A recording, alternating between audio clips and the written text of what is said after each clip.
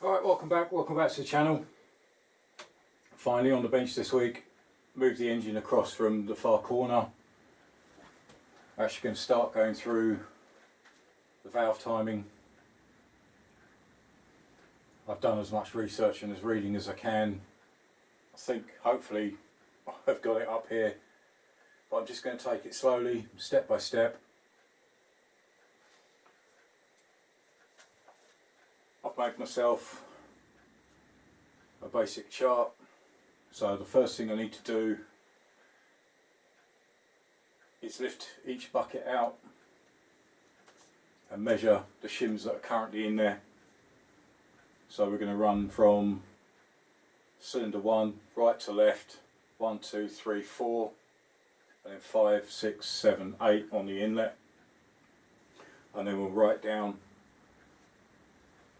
exactly what size these shims are, because I have no idea. There is no writing on them. They've been in there a long time. I've gone into the manual and the valve clearance spec is 0.08 to 0.18 millimeters.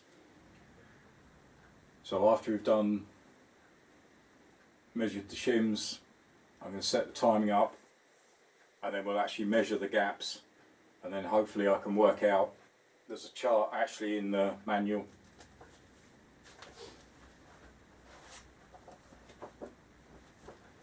Got the Haynes manual out for this one.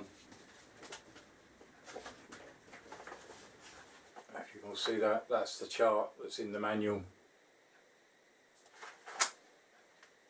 where it's actually got the specified clearance, no change required, of 0.08 to 0.18 millimeters. And then it takes it down in increments of sizes and should give you the actual size of the shim you need to install. And also it works on almost nearly negative clearance below 0.08, and it gives you the clearance, the actual shim sizes there. So I'll be using that later in this video. This video may run into 2. Unsure of how long this is actually going to take me. Never attempted something like this before. If I can get this done, get some timing set up, get these actually measured. I've already taken off the actual caps, they're all in order. I've taken out the exhaust cam. Got my feeler gauge ready, and I've also got my micrometer digital ready so I can measure these shims. So I'm not gonna rush. I'm just gonna take this slowly, work through it, and see what comes out. So let's crack on. Right, so hopefully I've got the camera in a good position where everybody can see. Yep, that's right. So I've got my list, pen, micrometer,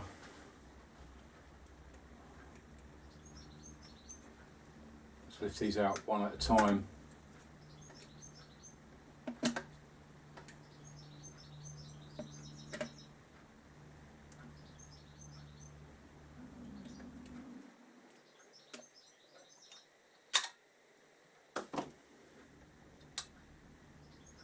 So that's the first one, and the shim's stuck inside.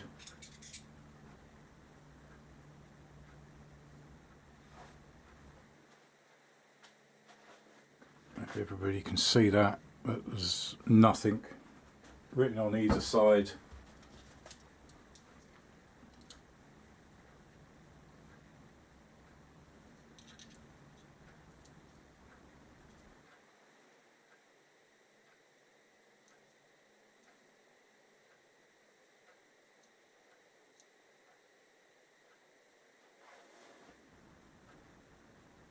Right, so that's coming out 2.5.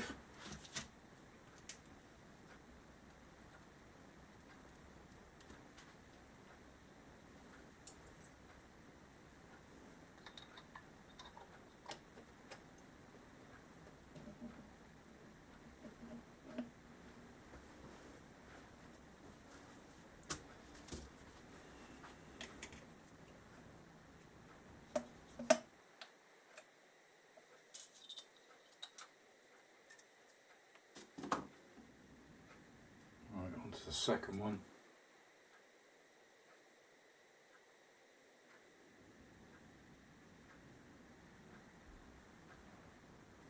Again, nothing written on it. Alright, so let's zero that down.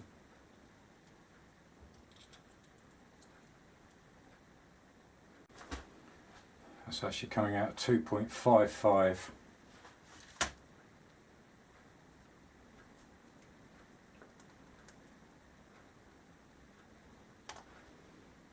Right, so I'll replace that.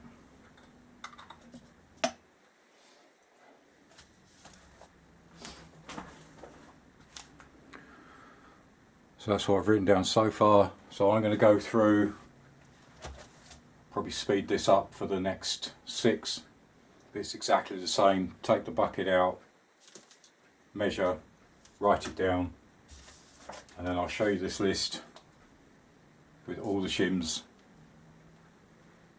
sizes actually written down. So number 3.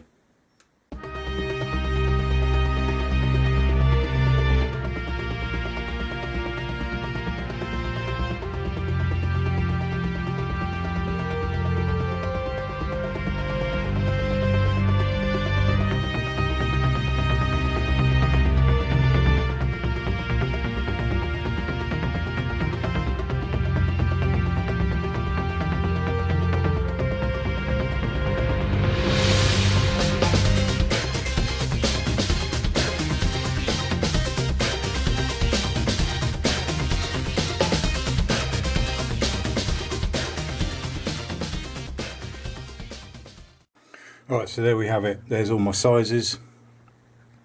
So I've got 2.5 in number 1, 2.55, also 2.55, 2.5, and then for the inlets we've got a 2.4, 2.6, 2.6 and 2.5.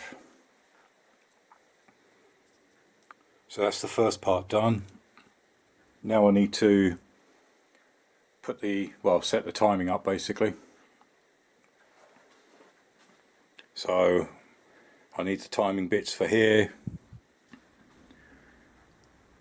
I need to get these cams in the right place, make sure I'm top dead center on number 1, and put in the exhaust camshaft,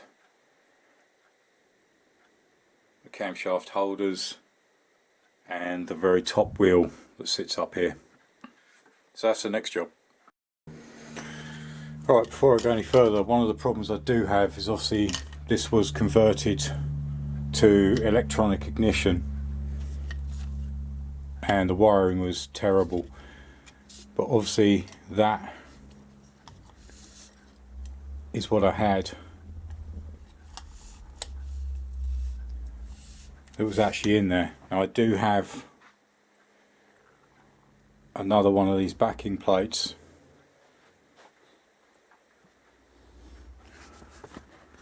The only problem is that's what I have. I don't have that nut with the slots in it, or that main bolt. I have a brand new one of these, but I actually can't fit it because of these 2 parts. So I've actually just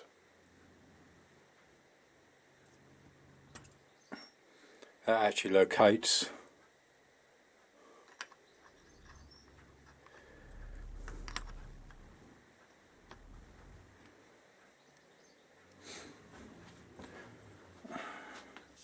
so I'm going to have to order that nut and the bolt, because I can't do anything with that. It's almost like welded on. Can't even release the screws. But that backing plate is identical to the spare one I have.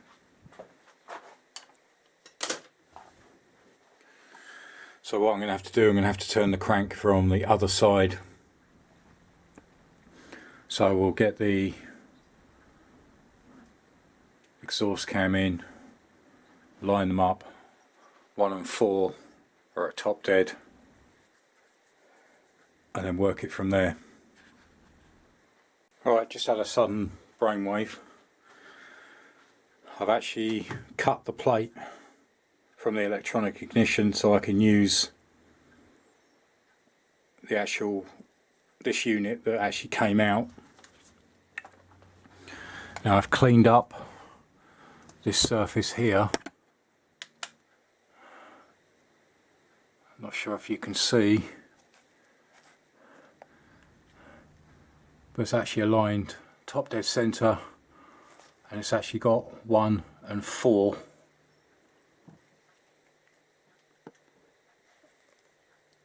That might be better. So the actual marker is that one there, so that's for 1 and 4. Now underneath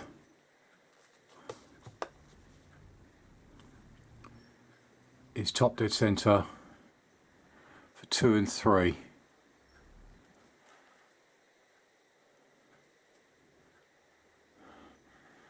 I've actually done that using the bolt on the other side. This is just literally to hold it in place. So now I can put the cams in, or the camshafts I should say. Right, so I'm top dead center there. I've also put the exhaust in at the T mark. So now I'm going to replace the caps and do them finger tight to start with.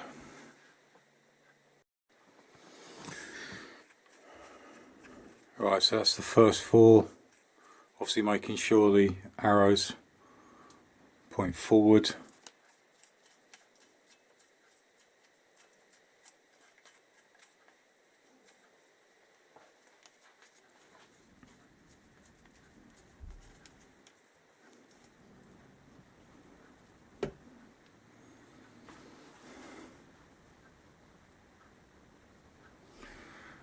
Now I need to do exactly the same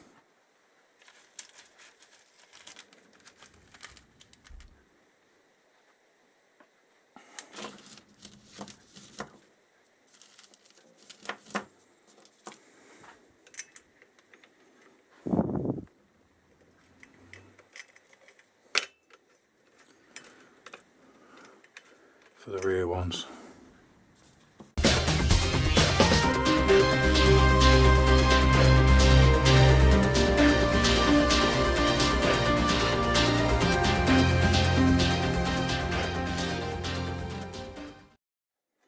Right, now get them tightened down. Right, so I've gone ahead and tightened all these down. Obviously, well, the main thing I was worried about, as I've never done this before, is obviously the cam chain was quite tight. And I was getting quite worried that I've done something's not right. But as I started tightening these down, I have slack, which is great. Which now means when that wheel goes on, I'm not going to release it because I don't want to drop anything down. It will fit over, but we'll do that in a second. And obviously I've still got the actual tensioner unit to put in as well. So all of these are in, aligned to top dead center, front and rear.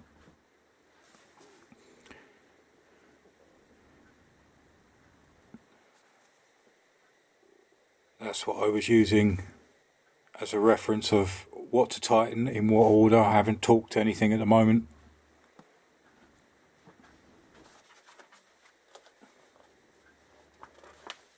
Shall I bring that up again? That's the actual sequence. As she says, install the bearing caps only finger tight at first and then partially tighten down in the sequence shown. So that's the sequence I've actually used, and it has given me the slack, which is great news because I thought I maybe have done something. So next job to do is we'll get that tensioner unit in place there.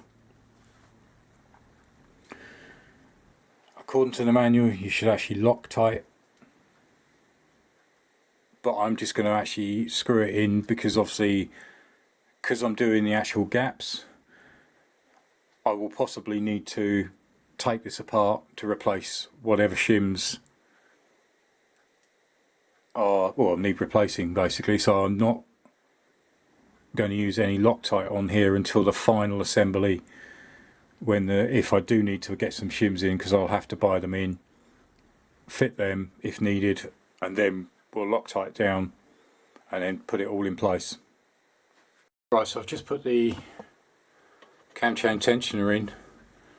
It's back as far as it will go and locked in place, so I've still got plenty of slack. So next job to do will be put this front wheel in. That faces the front, so that's the next job, but obviously being careful that we don't drop anything inside the engine.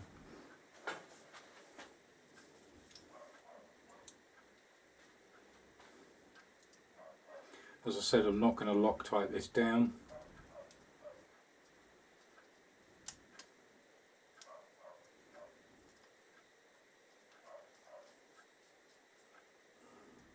Because it's more than likely going to have to come out again.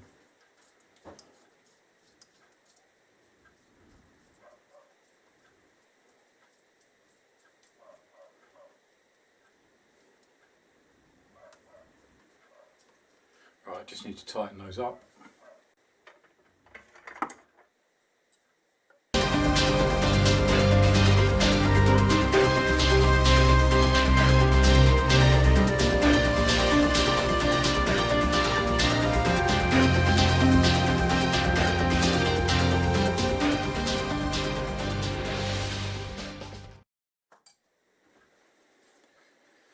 Right, so that's now in place.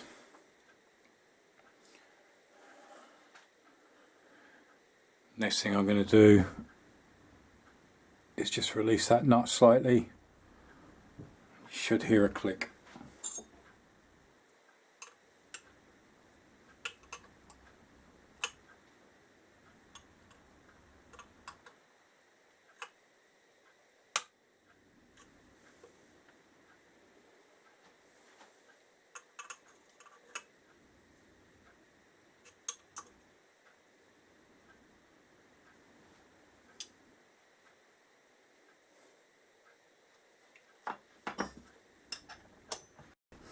Right, I've now just turned the engine round,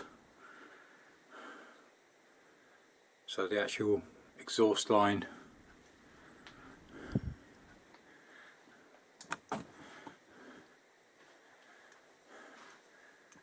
if you can see that in there facing front.